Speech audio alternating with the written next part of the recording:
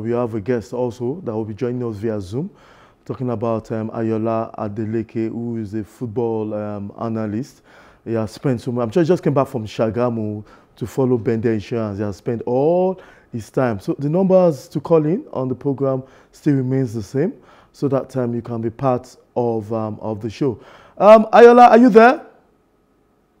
Yeah, good evening to you. Yeah, good evening. A lot of our viewers are expecting you to tell us 5 major talking points of week 14 of the Nigerian Professional Football League. Ayoola, you just came back from Shagamu, am I right? From Ikene, precisely. From Ikene, okay. And sorry, we didn't allow you rest. A lot have happened, and we realized one of the highlights of the Nigerian Professional Football League in week 14 is that Bender Insurance still are not beatable. They remain unbeatable, and you are also part of the media crew of Bender Insurance. Some say, is it a fix? Someone wonder whether it is fixed, because how can you play your games over and over again, keep getting a draw and a draw and a draw? Tell us what is happening in Bender Insurance. Yeah, when you are talking about fixing, then you should be asking teams like Aqua United, teams like Ayoola, Plateau United, and Remo Stars, how much they were being paid by Bender Insurance. So that is when you can talk about fixing. But it's just quite. I don't want to put it now. Is it unfortunate that I will call it for Bender Insurance is the resumption of the second stanza of the league? They haven't been able to. To get a win. But at the same time, everything they've done in the first stanza is what's working out well for them now, meaning that despite them playing 5 draws on the bounce, they are still not, being met up with on the table. They still have 4 points clear of the second place team behind them, which is Ayoola International for now. So, not fixed. It is just coincidence. And when you take a look at the 5 games that they played now, it is only once that they have been ahead that they were equal. The rest, against Ayoola, they were behind. They came back into that game. Against Plateau United, they were behind. They came back into the game. Against Kwara United at home, they were behind. They came back, and yesterday against Remo Stars, which I'm donning their jersey, they were behind and they came back into that one. So it's just resilient and being determined not to chicken out. That's what is working out for them. Okay, now it's the 5 major talking points. I'm sure, apart from Bender Insurance, we also know that the other highlights and talking points. Tell us some other talking points for week 14. Yeah, the week 14, we saw what happened between Bayelsa United and Lobby Stars, giving the Prosperity Boys their 3rd consecutive win. And for me, it was a shocking victory. Honestly, though I'm not wishing them bad, but for them to have recorded a 3-0 win over Lobby Stars, who have been high flying, who were able to even defeat, I would say, the strongest team in the NPFL this season, talking about Rivers United. But then they went to Yanagoa and they were defeated by Bayelsa United, 3-0. And that also is giving Bayelsa United some a level of confidence that they can escape relegation. I can't say if they can still make it to the Super 4. There are 4 games left. If they can rack up the remaining 12 points, anything is still possible in that one. But that win for them is definitely a talking point that people should be talking about, and especially when they went away to beat Wiki Tourist of Bauchi, and they now came back home to win this one. It's a very big one for them. What's it like, the situation in your camp in Bender Insurance? How satisfied are everybody with what is going so far in week 14? How satisfied with the fact that they keep getting a draw and they've not lost, but they're not top of the log table. We also know that the talk have been about them, Imade and everything. So what's the story around as the season is coming to an end? Yeah, well, in the camp of the Bender Insurance, talking about their fans generally, they have not been happy. I must say that one. They are sad that the team has done 5 games without a win, and many of them were even talking about they don't care about them getting unbeaten or being unbeaten, but that they should have won at least 2 of the 5 games and maybe lost 3 or lost 1, draw 2, and pick up 6 points or 8 points, as the case may be, rather than just picking up 5 points out of a possible 15 points. So Fans have been talking a lot about that one, and they are not happy with the situation. However, for the camp, I think the fact that they will be in the NPFL next season is a morale booster for them, and it's not as if they are also going out to play any unbeaten run. After the match on Sunday, we spoke with the coach, talking about Coach Adeleke, and he said that he's not even aware of any unbeaten run record being set by Aqua United or Ayoola or Rivers United. He's just playing his game by game, giving new players opportunity to feel the tempo of the NPFL ahead of next season. But then the players themselves, they know what is at stake. They know that they have to keep on winning games. Fans are expecting much from them. They had the support of the fans in the first stanza after they won series of games. But from second stanza, they haven't won any, and the fans are yearning for 3 points, which they also have in mind to do. Come next weekend against El Kanemi Warriors of the Adeleke. Now, also we know before this match, the week 14, we also have issue of reoccurring violence in the Nigerian Professional Football League. We heard a lot of people have thought that there should not be anything like that again. What can you say? I've asked you this before, but people keep asking that how should this be curbed? Because 3 points might not be a good one. That means that it might not really change anything.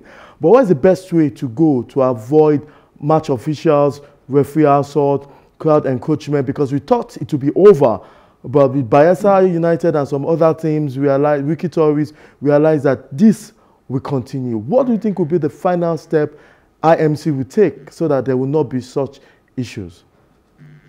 Well, the final step IMC might want to take to put an end to this will be a very difficult one. Reason being that only few clubs, if I'm not wrong, about 2 of them are privately sponsored in this currently, Doma United and Remo Stars. The rest are state-owned club. And if you want to talk about expulsion from the league for anything will go this way, it will be very difficult. We know how politics play its role in the Nigerian Premier Football League. We cannot hide this one behind the camera. Just have to say it the way it is. It is not going to be possible because a governor can pick up call tomorrow and call the IMC chairman or call the NFL chairman. So you want my state club to be out of the whatever, and the next thing you see them being reinstated. I feel point deduction will still be the only thing that we can still adopt now. Take a look at the clubs who have been dealt with point deduction. Bayelsa United, Wiki Tories of Bauchi, and Remo Stars. You would see that if at all the fans are angry, if at all things are not going their way,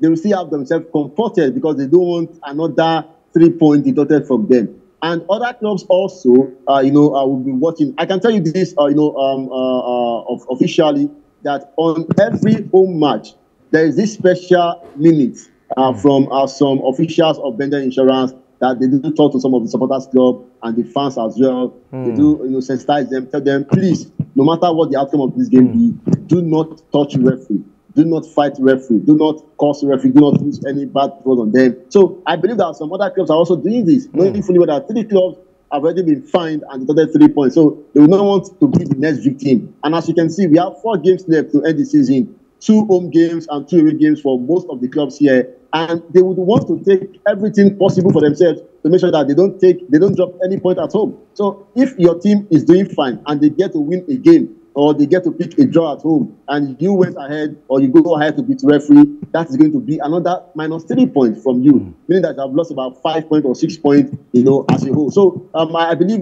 point deduction will still be what we can use for now to checkmate clubs and make sure that they remain calm. You well said, and I'm sure you have been part of this from LMC to IMC. LMC in the past, IMC now. Is there any difference? I mean, now that we know that there's no more LMC, we have IMC, but it's not so good to just use the first league under IMC, the Abridged League, to judge the performance. But do you think there'll be any difference going forward with the new interim management committee compared to what LMC has been doing under Shehu Diko? That's your own opinion on that. I must be sincere here. The LMC under Shehu Diko, they did well. I must say that one. There can never be a successful administration or tenure without some issues. I'm not making a case from for anybody here, but it must be well said that Diko and his team, they did all they could. But Nigerian factor setting, and at some point in time, you find it very difficult, to sail over these factors, which I believe, swallowed up the LMC at some point in time. And for the IMC, maybe because they are IMC interim, not permanent yet. Maybe that's why they have been doing what they've been doing so far. Although we have a reputable man in the committee, the likes of Adeleke himself, Paul Bassi, a great man of repute, and some other men that we know, David Naomi also, men who know about football very well. And I believe that if they also keep on in this trend, things will work out. However, what I want to suggest is this: I do not know, if there's a way we can have it that no club would have either chairman or member or director or whatever from them to be part of the league management committee. So that although we have seen fairness over time, we've seen Remo Stars where we have Mr. Honorable Kule Soname being a member of the IMC being sanctioned. We have another team, so I was also being sanctioned at the same time. But I'm suggesting a kind of a level